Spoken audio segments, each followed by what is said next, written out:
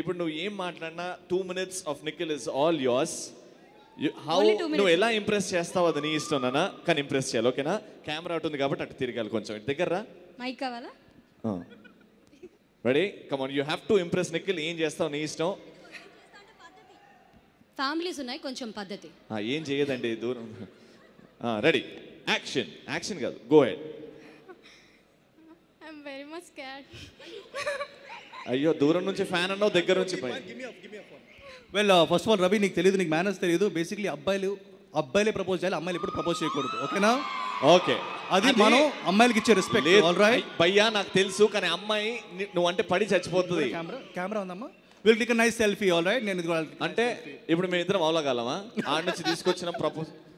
All right, so this is a nice selfie.